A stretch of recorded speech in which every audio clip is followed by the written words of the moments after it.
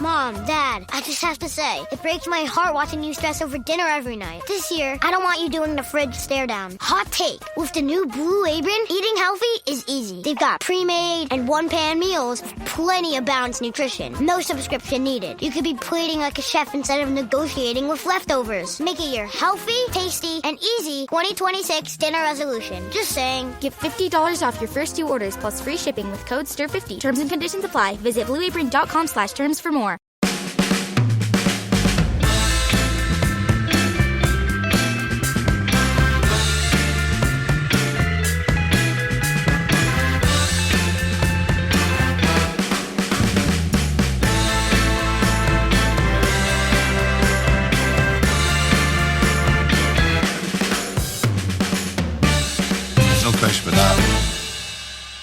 So, Ed, Paul, the year is 1996. The venue is the staggeringly beautiful Villa Park, and I mean that just really on FA Cup semi-final day. The opening establishing shot of the coverage that we saw was just that overhead of Villa Park. Now, oh, Villa Park semi, that font. This is really very deep, intense nostalgia. This game. When do you think graphics? One thing I thought about watching this coverage. This is BBC coverage with Motti and Brooking from March 31st, 1996. When do you think the graphics took a step up? Because all the way from the 1960s to apparently 1996, they looked exactly the same. Very basic. No. These 96 graphics are very 90s. There is a drop shadow on that italicized font. That is someone's like, oh, what is this? Adobe Photoshop. let me put a drop shadow in here. They've come a little bit of a long way already by this point, I'd say, compared to where they were. This is the FA Cup semi-final. Very much emphasis on the semi because the final was a terrible game. In the 95-96 season, which I have said a number of times on this show is, I think, the greatest Premier League season of all time. And the FA Cup wasn't too bad either, given that we beat Liverpool in the final with a last-minute Eric Cantona winner. Right. I mean, there's so much about this whole campaign. I mean, I think we've done bonus content just on this campaign, haven't we? So this is where United overtake Newcastle to win the league by 4 points.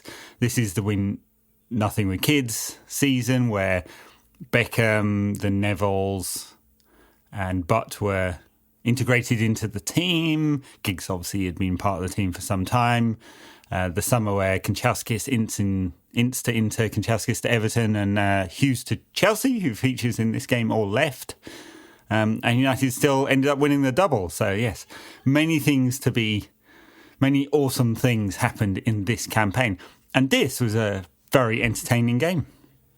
Yeah, this is sort of one of my favourite Chelsea sides as well, or just the sort of nascent, the arrival of Ruud Gullit suddenly turned them into something that was very different from their previous image. A team I'd always kind of somewhat had an inherent distaste for due to their association with right-wing politics and things like that. Well, this is the beginning of the sort of second rebirth of Chelsea, isn't it? So they'd had a sort of big heyday in the 70s, and then they had a very fallow period for like 2 decades of nothing, really. And then Ken Bates takes them over, spends some money on putting together a team. Turns out he spends far too much money, given that they were hours away from bankruptcy before Abramovich takes them over. But yeah, just the beginning of that period. I guess Vialli, Di Matteo, Zola turn up later than this. Yeah, absolutely. This is just before the real kind of big influx of players from abroad into the league. This is when basically every team is looking for their Eric Cantona. And Ruud Gullit is not a bad attempt at signing your Cantona, is it? He was pretty good in this game, and obviously this is past his peak, but at his peak he's also like one of the greats of the game, isn't he? Well, that's right. Yeah, player. I mean, he's such a beautifully graceful player, isn't he? It doesn't matter where he's playing. I mean, he was brought in by Hoddle to play sweeper, but plays basically at number 10 in this game, just off the strikers.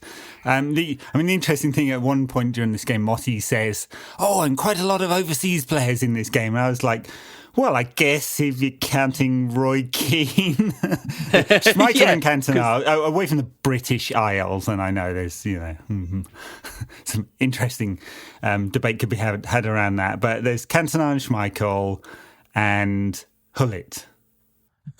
It's quite a lot of overseas players. 3. Now they'd be like, there's quite a lot of UK and Ireland-born players here. 3.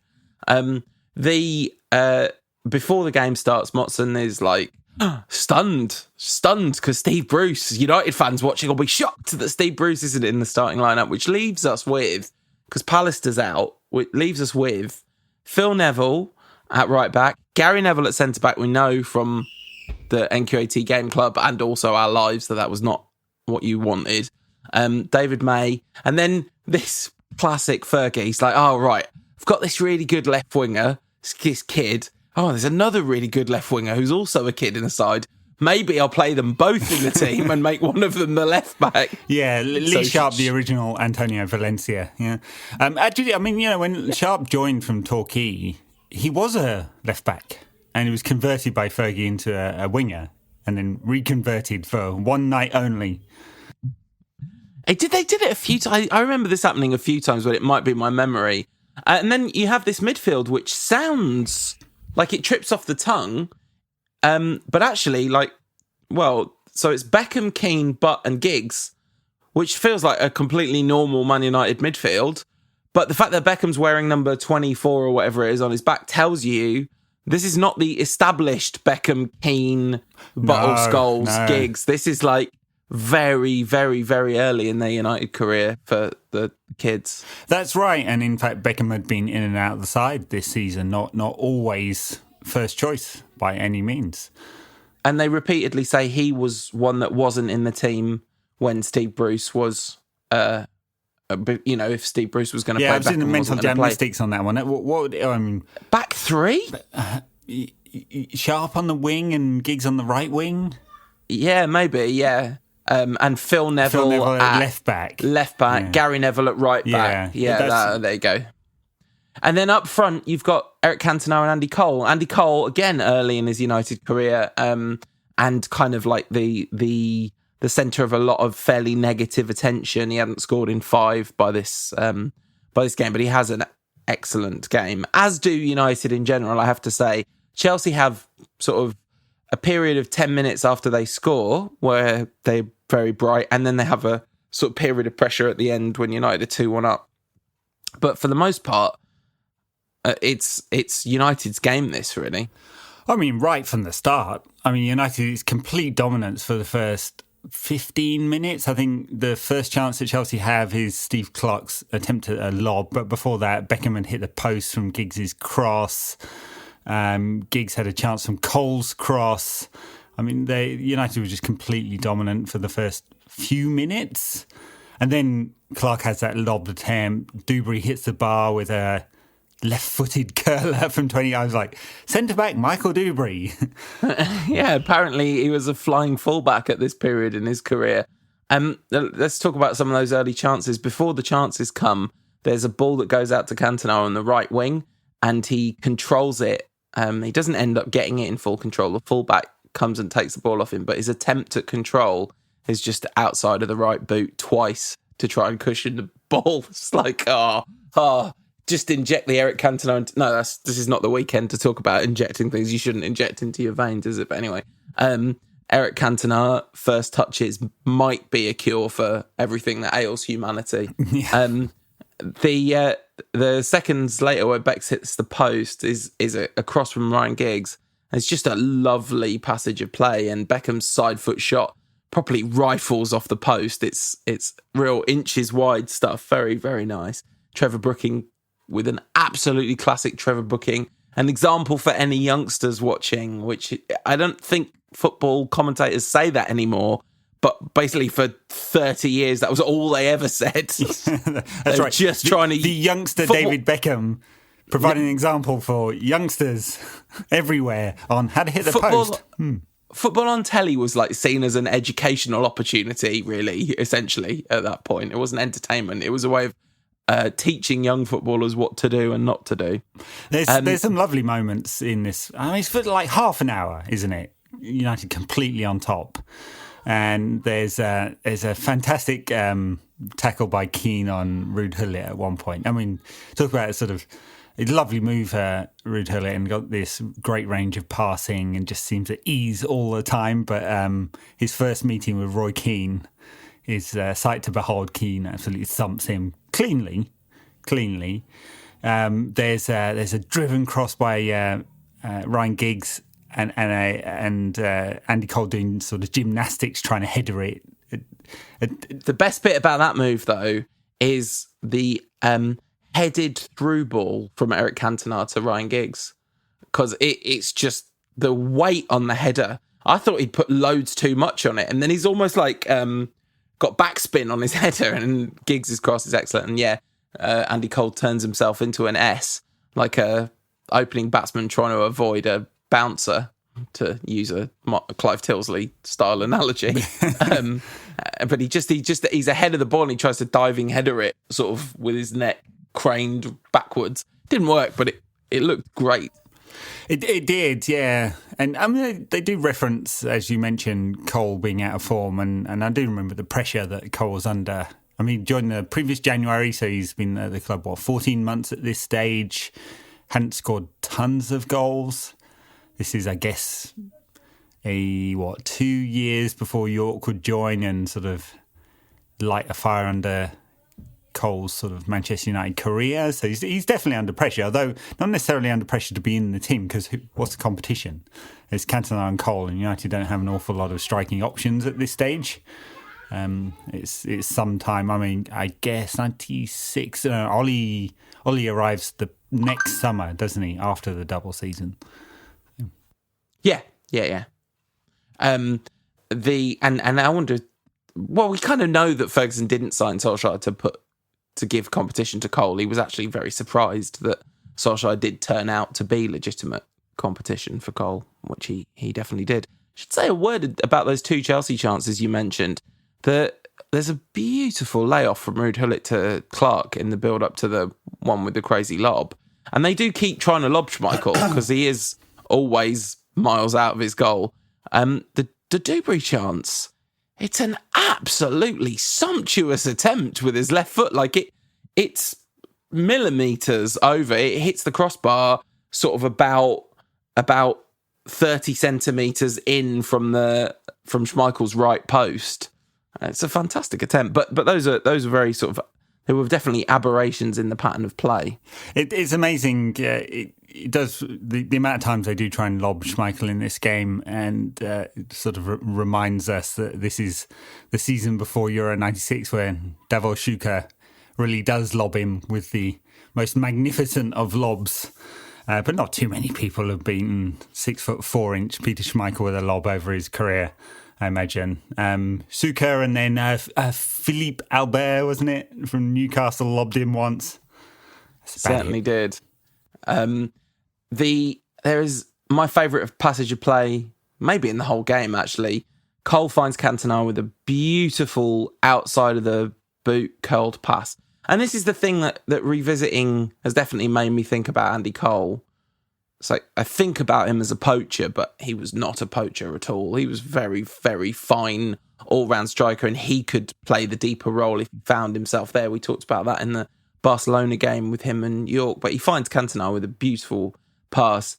And Cantona, he waits for the ball to come to him, and then he heads across with this kind of very sudden, almost bird-like movement of like, suddenly applies like an immense amount of pressure to the ball, and Giggs can't quite get his shot on target because he tries to take it with his left, and he kind of just slightly shoots across the ball. But it's a fantastic bit of interplay between Cole and Cantona. I'd have called that, but yeah. No, the Cantona pass inside with his head is just lovely, yeah.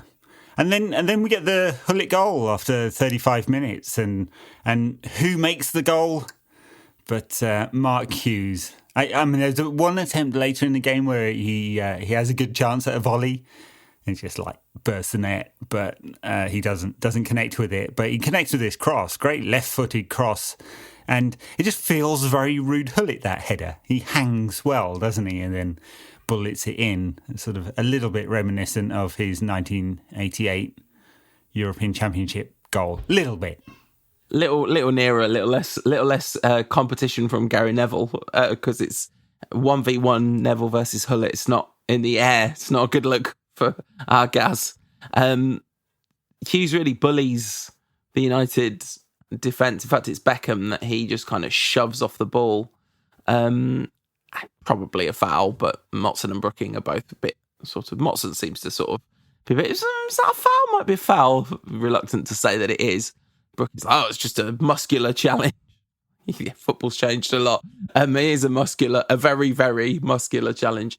But Hughes just sort of burst through, as he'd done for United so many times. And it's a fine cross for Gullit and somewhat against the run of play. Oh, very much. Lovely... I mean, Chelsea, they have a few, like there's Dewberry one that hits the bar and a couple other chances. But really, United are in complete control of this game. I mean, it may be the kids, but this is a good side, this is, the 96 side.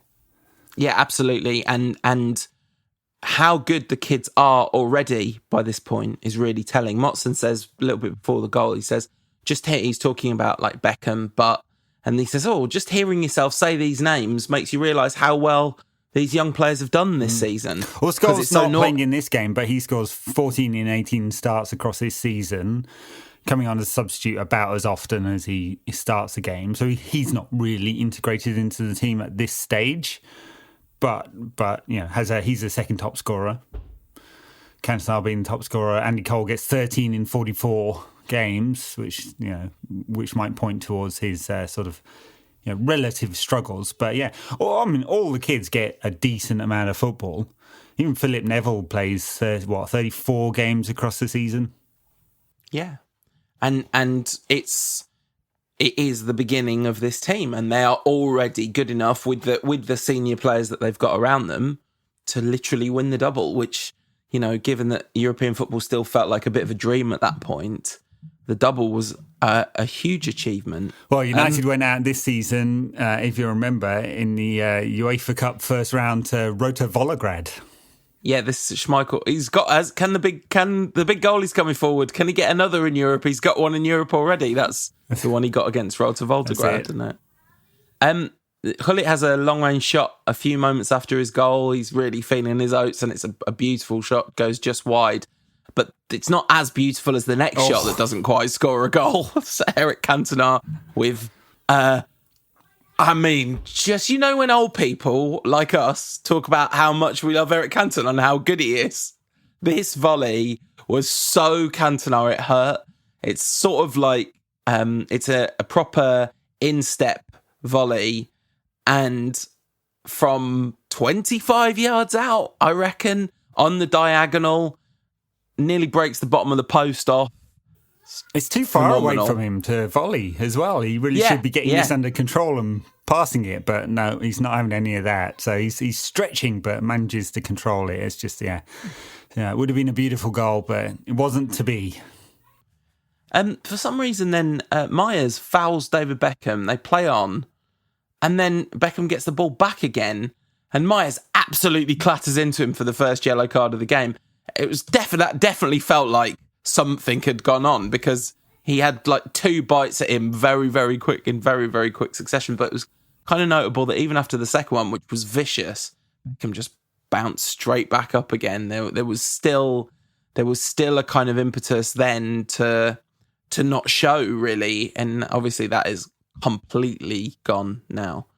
Now, you want to look like you're in as much pain as possible to influence the referee and all those kinds of things. Yeah, it's all those foreigners flooding into the game that brought that, isn't it? I do remember when that was a debate. Do these foreigners have a bad influence on our game? It's only the 90s when that debate was around, but it feels like a lifetime away in a way. And it's kind of hard to reconcile the fact that before that, a overseas player in your side was kind of unusual. Yeah, so very much so. How quickly the game has gone globalised, but now it just feels very normal. Yeah. Of course, this is the season when United had a second Frenchman in the squad. Do you remember who it was? William Prunier. Aha. The only reason I remember that is because I just did this quiz on the BBC, which I didn't do very well in, actually. Where like you have to name every player that played in a Fergie or was in the squad for a Fergie league-winning side. And there's like 125 or 135 or something. And I got 88. I annoyed with myself. But I did get William Prunier because they had they give you little clues, and they had the year that they played and their nationality. And I was like, 95, 96, France? Oh, yeah. I know who that is. Good stuff. Yeah. So then half-time. And United are behind, which is... Shall we take a little break? Have a little break and then come back and do the second half after the break? All right. We'll be back after these messages. We hope you're enjoying the No Question About That podcast. We are open for sponsorship, so if you run the kind of business that would be interested in sponsoring our show, just drop us an email at nqatpod@gmail.com. Roll Sky. Oh, it was on the BBC, wasn't it? Yeah, it was, but we're putting ads in. Actually, to be honest, you're probably not just about to hear an advert. You're probably just going to hear us say, hey, sign up for our socials. Oh, what the hell? Sign up for our socials. Yes, the bottom has fallen out of the ad market, otherwise we'd be making bazillions, honest. Anyway, so all right, second half.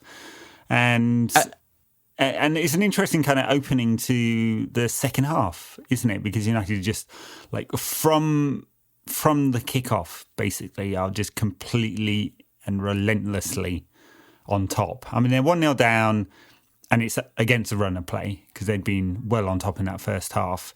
And Ferguson's obviously said, put them under pressure, lads, they're going to crumble. And what happens? Put them under pressure, lads, and they crumble. Absolutely. Just a totally dominant performance. And really, the gap in quality between the two sides really becomes apparent, I think, in the second half. And it's interesting looking at this era of Chelsea in particular, because you see Hullet and you think, like you said, Vialli, Di Matteo, maybe Zola even, like you're thinking about that team. But that was to come, really. This was really the first flushes of this. And they've got our old friend Terry Phelan, who we saw in the Big Red, Terry Phelan, who played for the Blues. He plays for them and pulls up with a very sudden, very obvious injury. Is not substituted off to the great advantage of David Beckham later in the piece. Bizarre. I mean, obviously, Glenn Hoddle wanted to get his healing hands on him at half-time or whenever it was. But yeah, it's really odd. I mean, he's clearly got a muscle injury. And they're like, run it off, son. He'll be fine. I mean, he literally pulls up. I mean, his hamstring must have popped. That's the only thing that makes people do what he did. But anyway, so before all that, there's a beautiful layoff from David Beckham to Phil Neville, who's on the overlap. And fully just megs the fullback. Our boy P-Nev out here megging fullbacks all of a sudden.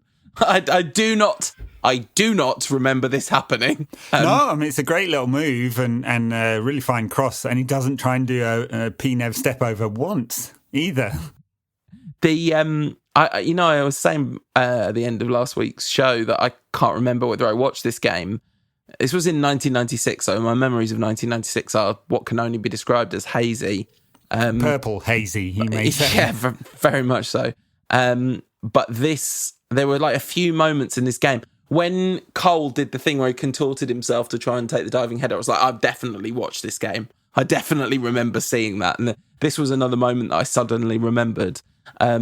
Cantona heads the looped header back. So say it's a lovely cross from Neville. He's benefited by it, gets a little touch off the defender and kind of gets a bit loopier than it would have done. Cantona then loops the header back towards the far corner and Cole makes sure it definitely goes in, which he kind of needed to do because there was a defender there and might even have crept wide from the Cantona header. Yeah, that's right. He needs to steal that one. Does run off on his own, though. I mean, the first thing he should be doing is running to Eric.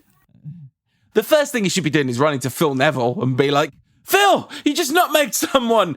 I just word of warning, you are not going to do this very often for the next 15 years. Also, sorry about how you lost the England manager's job. That's a whole nother story. I'm Andy Cole from the future for some reason. That's it. Yeah, in the future, Phil, you're going to be vilified for hacking down, or was it a Romanian defender at Euro something? 2000? Yeah, Euro 2000. Okay. And then you're going to become the England women's team manager. Entirely through cronyism. But that's another story altogether. And then, what was it? 2 minutes later, United ahead... and I mean, deserving it, but it's a horrible mistake by Craig Burley. Now I know why he's such a git on the TV coverage. He's still living the pain of this semi-final, isn't he? He's never got over the moment where he did that thing that players sometimes do, where they kind of jump on one foot like at the end of the Karate Kid, like the kick at the end of the Karate Kid, to try and get loads of leverage and knock a clearance out. Was he trying to pass it back to the keeper? Was he trying to knock it out for a throw-in or a corner?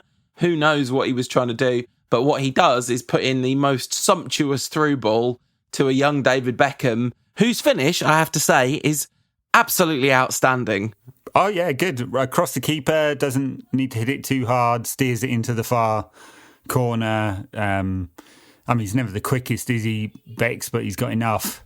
Given that Burley gave him at least a 20-yard head start. And he's being chased by a man with one leg because Phelan is the chasing defender. Yeah, so just the 2 goals that lack of substitution costed Chelsea there. Solid work, Glenn, solid, yeah.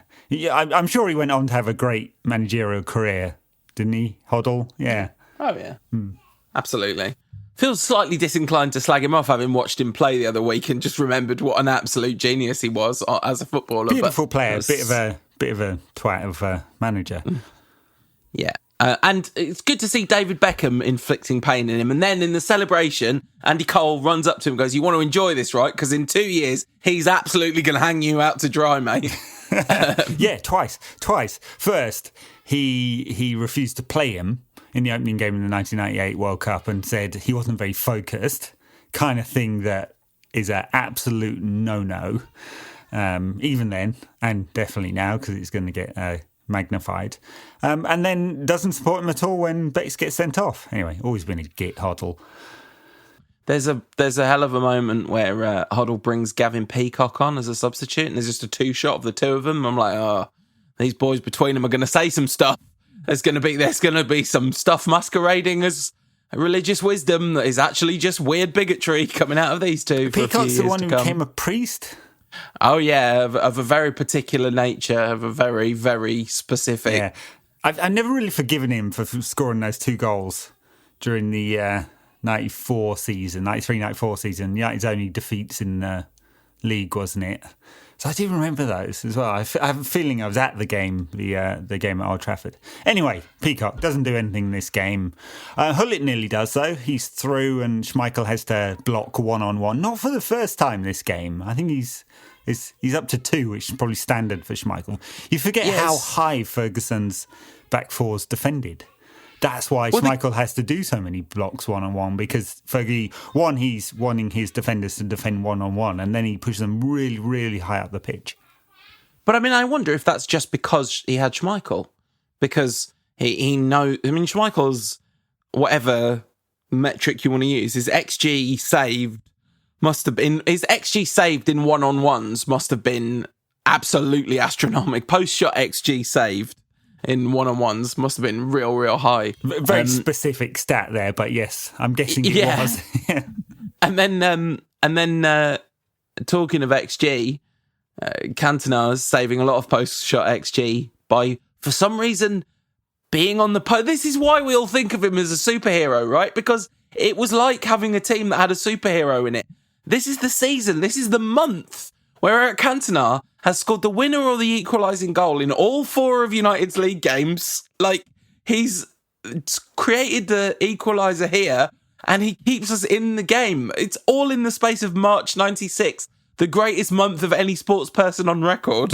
That's right. Yeah, so Schmeichel blocks a shot, and then Spencer follows up, and Cantona, what is he doing back there anyway? Doesn't make any sense. I tell you why it was. Andy Cole went up to him and he went, in about 30 seconds, we need you on the post because otherwise they're going to score. Anyway, Yeah, other than time traveling, I can't think of a good explanation. But this is just unrelenting hero worship at this point. But I particularly love the coolness with which he heads out. It's like, oh yeah, that's fine. I'm here. No problem. This is not going in because I will just coolly head it out with no problem. He heads it out and he gives it a Gallic shrug and then orders a gitane and has a bit of a smoke. Just make sure his collar's up. That collar as well. That collar was definitely designed because it's got the black underneath, doesn't it? And there's no reason to have that black underneath unless your most iconic player is going to spend the whole season with his collar up. In which case, having a little feature is not a bad look. Should have had if it had been Ed Woodward in charge at that time, they'd have had an advert under the collar. Yeah, they would.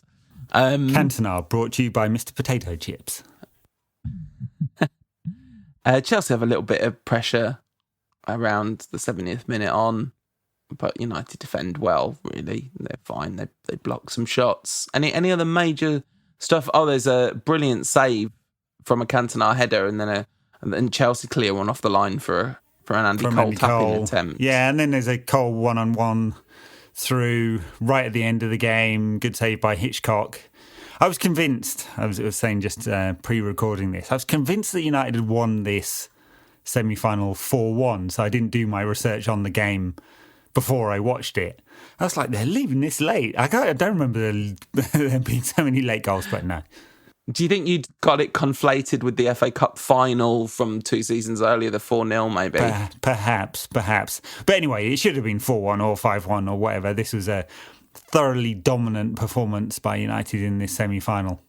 But it kind of like, when we watched the 7-1 and in the end, actually watching the 7-1 was not particularly interesting really beyond the kind of intellectual exercise and seeing the goals.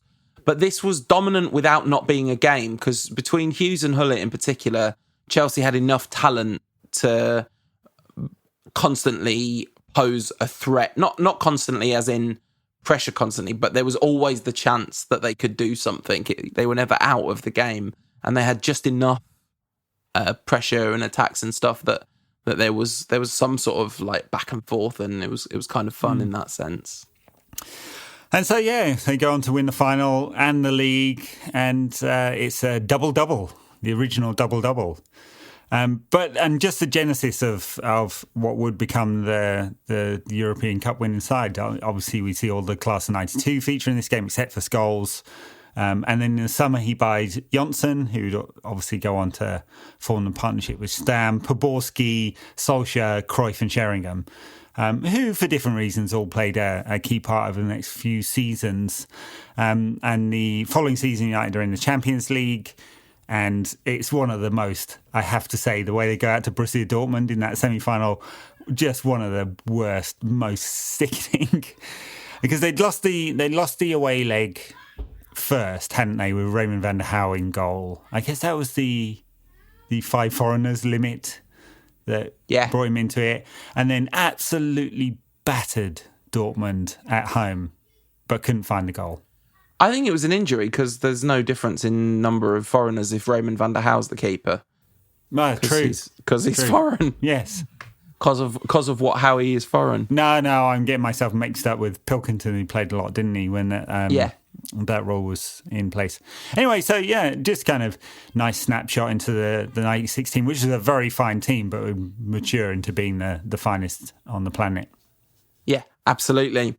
So I think, talking of being the finest on the planet, how about we watch the 1968 European Cup final next? We haven't done that yet, and it seems like we are definitely going to get to it at some point, and we'll do that. And we haven't done a European game for a little while, I think. Right. Be fun to do that. Proper old school football. Yeah, but old school football that is filmed in high enough quality to enjoy it, which is kind of key, I think. I haven't seen this since I last watched your VHS copy of it, which would have probably been in the early 1990s, I reckon. So yes, I'm sure it's I'm sure it's easy to source a decent copy of this out there for everyone who wants to join in. With absolutely. the full 120 minutes of this. Yeah, but before we go, we've actually got a brief interview now. Some guys reached out to me who are from an organisation called Flair Football, a business based around a a networking app for kids football, basically, and it was going really well, doing some real good stuff, and now they're in real big trouble for understandable reasons. So they reached out. One of the guys, Nee, is a long-time listener of the show, and so I thought, well, the best thing we can do is give him a platform to say what's been happening. So we were joined by Daryl and Nee from Flair Football. So as I said, I'm absolutely delighted to be joined by Daryl and Nee from Flair Football. Guys, if I start with Nee first, you reached out the show. I understand that you're a Manchester United fan of long standing. Is this correct? Before we go any further, we need to establish this for the record. Yeah, big fan and big fan of the show. So it's an absolute pleasure joining you today. Awesome. I'm delighted to have you. And Daryl, we haven't checked this out, but you've got say your family, you're related. It's all right. Yep. What team is where do your loyalties lie? I have to be honest, I'm a Liverpool fan. To get him out of here. To be honest. We were not informed of this. Obviously, as Neil will have heard me saying a number of times, I'm a firm believer that there are many things that trump tribalism in football. So we're more than happy to have you on the show to tell the story of Flair and what's going on. So, gentlemen, whichever one of you wants to jump in and tell the people what Flair Football is and what's been going on. Yeah, so I guess I'll start. So as you mentioned, we're family. So Darren and I are cousins. And we kind of just were inspired to build Flair by the fact that we look back on our own football career, if you want to call it that, playing Sunday League football. And we noticed that we had literally no digital record of what we'd done. So we wanted to essentially build something that allows people who are young, who play, who care a lot about the game, to have a platform where they can essentially share their matches on like a social media platform. And the idea kind of came in early 2017, and we've been working on it full time since. Daryl? Yeah, so it's a mobile app for kids who play football. So it works like a typical social. You've got your own player profile where each player has their own transfer value, and you can basically praise your teammates and friends after matches. And over time, you can track how you're performing as a player. So kids are basically using it as a way of seeing themselves get better in the game. You can track your match stats from games. You can post match reports after your matches. And you can also kind of follow the seasons of your friends and people in your league as well, to kind of keep tabs on your opponents as well. So that's the basic. So what have the kids been getting out of that? What have they, because I read some of the testimonials, it seems like this has meant quite a lot to some of the people that are using it. Yeah, I guess like one of the biggest things is just being the sense of community that we've built. So on Flair, kind of, it's for everyone. It's for all levels of ability, boys and girls. And a lot of players have just been kind of like getting to know other players, being inspired by their journeys as well. So yeah, we're just trying to build something that's very, very positive, helps the kids with their confidence. So as Daryl mentioned, the praise feature lets your teammates tell you things that you've done well in the game. And a lot of the kids have mentioned how that's built up their confidence as players. So yeah, it's really, really just like a positive community that we've built. And what kind of size of community have you got to? If you started in 2017, that's not very long ago in terms of these things and how they grow. What's your been the kind of number of people that have got involved? Yeah, so we actually launched on the App Store in September 2018. So the first kind of year and a bit was just about building it and getting the team in place. And since then, like with no marketing, we've grown it to over almost 25,000 registered players on Flair now, all in the UK and Ireland. That's pretty extraordinary. And so like, I'm just curious about this. What's the kind of business model for you guys under normal circumstances? How do you make that, like, because obviously things have gone completely crazy and we'll talk about that in a second, but what's the kind of normal operating procedure? Is it something that teams subscribe to, or? Yeah. It's been completely free. So we funded it from investment. So we've raised 2 investment rounds. We've managed to kind of get a load of people who really believe in us investing in the company, with the view that at some point we will commercialize it. So we're looking to kind of build a platform essentially that connects the players to other people in the football industry, whether it be pro clubs, leagues, coaches, and we imagine that it will be the other people that pay, not the players themselves. But obviously, with the current climate, investment has just become so tricky to get. Now, I'm going to ask a slightly difficult question here, but I think it's a question that you kind of have to ask in these circumstances, which is, there's such a sudden broad spectrum of need in the world. Suddenly there's like this kind of global short form in lots of different areas, and I think there's a tendency, and honestly, like obviously not exactly a wrong tendency, to prioritize certain things at times like this. What do you see as the kind of the value of keeping something like this going when people's kind of pockets are so spread, obviously? Yeah, so I think the huge thing is just right now people need connection more than ever. Yeah. And especially for kids, they've had their lives torn apart where they're in the middle of their football seasons and all of a sudden they can't play anymore and they can't see their friends. And obviously there's a lot of struggle going on in the world right now. But for those kids, they're feeling very isolated from their friends and they're feeling really, really bored. And what Flair does is we provide a community where they can actually come together. So we give them a chance in times like this to still celebrate their passion for football, to still connect with their teammates, connect with their friends. And I think that's really important for their mental health, because one of the big things from this crisis that people won't be able to see straight away is the effect on the mental health of society. And products like ours are going to help people get through this and help people feel happy and smile again. So I think now more than ever, we're really, really important.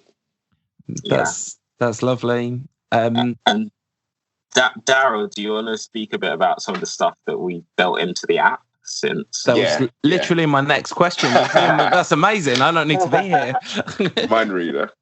Yeah, so we obviously realized that we built a feature set that is all surrounded around games. So the match report, praising teammates after matches, posting about your games and the goals you've scored and everything else. And obviously that's kind of changed now. So what we've done is we've thought, how do we help kids to deal with their boredom? And one thing we've done on our Instagram in previous years is football challenges that have worked really well. So things like crossbar challenges, kick-up challenges, freestyle challenges. And we're basically taking all that content from our Instagram and putting it onto the app. And so far, the kids have been engaging with it really, really well.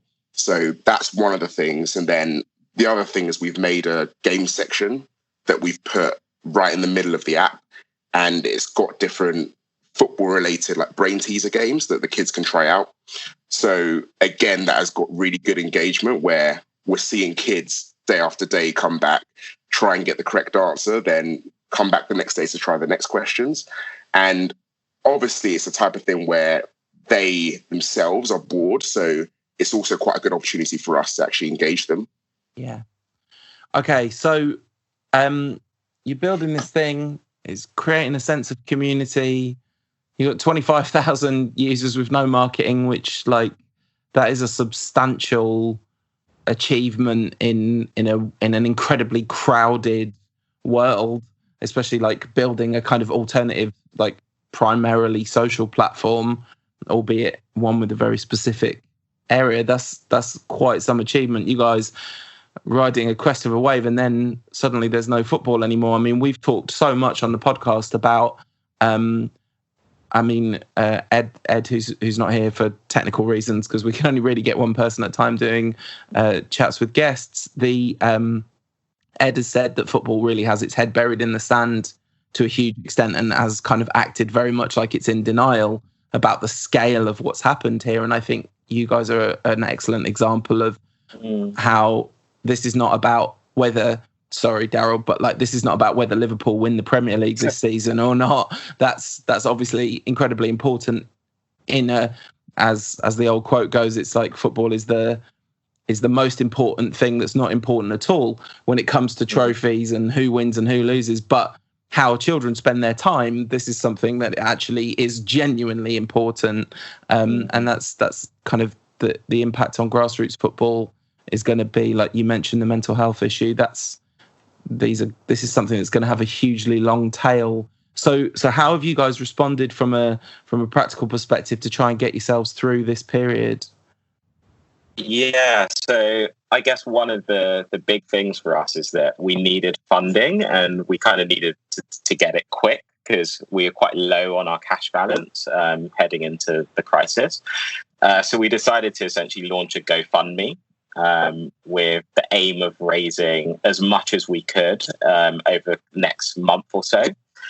So far, we've raised over 25,000 in donations just from our community and other supporters who just believe that what we're doing is really, really important for the kids as well as for youth football in general. And yeah, we're just right now trying to essentially get as many donations as we can to support the business until the market kind of stabilizes a bit more, and then we'll go back and try and get investors again. Well, I wish you guys all the luck in the world with that. Where can people get involved if they want to? Yeah, so I guess if you just type in on Google Flair, F-A-I-R football GoFundMe, it'd probably be the first thing that comes up. On our Instagram, which is flair.football, it's the link in our bio as well. And yeah, I think those are the two main places. Brilliant. Well, thanks for talking to us today. Is there anything else you guys wanted to say before we wrap this up? Have we covered the bases?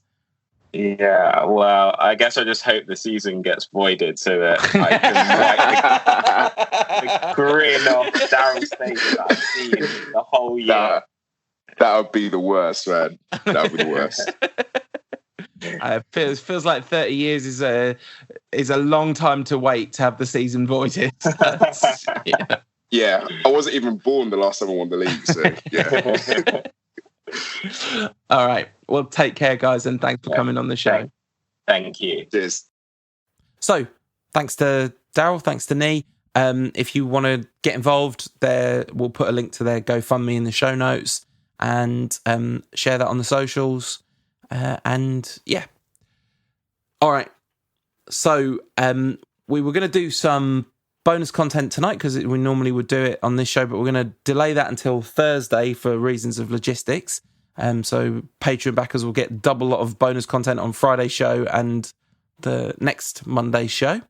And we'll be back with the European Cup final, 120 minutes. I forgot it had extra time when I was boldly saying, let's do this. It's like, I've got to fit in another half an hour of watching football into the week somehow. What are you going to do with your time? You'll have to delay a couple of binge sessions on whatever you're watching on Netflix right now. What are you watching on Netflix right now before we go? I mean, honestly, my watching habits are no different than pre-lockdown. It's not like I actually have any more time. I still work. So yeah, of course. So, I am watching Run on HBO. Have you seen that yet? No, I don't even know what it is. It is executive produced by Phoebe Waller-Bridge, and she is in it. Okay. So it's a sort of dry comedy, I'd say. Right. Oh, well, I'll check that out. I liked Fleabag. Yeah. I thought Fleabag was a work of staggering genius. Actually, to be honest, I know people have different opinions about it, but I thought it was exceptional. I am working my way through Parks and Recreation again for like the fourth time on Amazon Prime. It's nice that it's there. And then for some reason, I think I've said this on bonus content, for some reason I'm watching The Mandalorian week by week. And I just watched this week's episode today. That show is great. I can't believe how good it is. Like, I mean, within the context of an action adventure show, it's not going to change your life in any way. No, but it's good entertainment, though. So, yeah, thoroughly entertaining. Yeah. All right. I couldn't wait, so I watched it when when it was originally out stateside. Yeah. But Fair enough. Yeah. I enjoy watching that week by week. I've also been running again because I had injury for ages. I've been out running again, which has been really nice. Feels good to be able to do that. And I definitely feel for people who are in the places where they're not really even allowed out for exercise, and it's got to be real tough. So if you're in that spot, or really if you're struggling in any way, we're here for you. The one thing that I should mention as well, like this is something I mentioned on the show a couple of times, but I'm a therapist by trade and I work remotely via Skype. So if you are looking for a therapist, I have available slots at the moment. The reason I'm mentioning it is not really to plug it because, frankly, I'm not short of work, but a number of times, like people have taken advantage of that and they've been kind of grateful that I mentioned it on the show. So because they were looking for someone, didn't really feel like reaching out to someone that they felt like a complete stranger. My email address is we'll just go with is it nqatpod.com, Ed? So Paul at nqatpod.com if you want to get in touch. All right, thanks for listening, everyone, and we'll call that a show, shall we? All right, have a good one, everyone. Stay safe.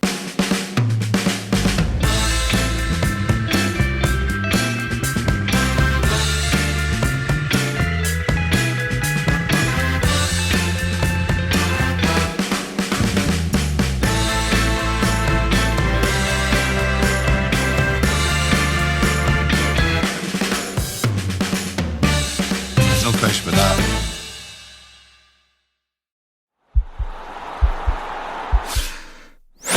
This podcast is part of the Sports Social Podcast Network.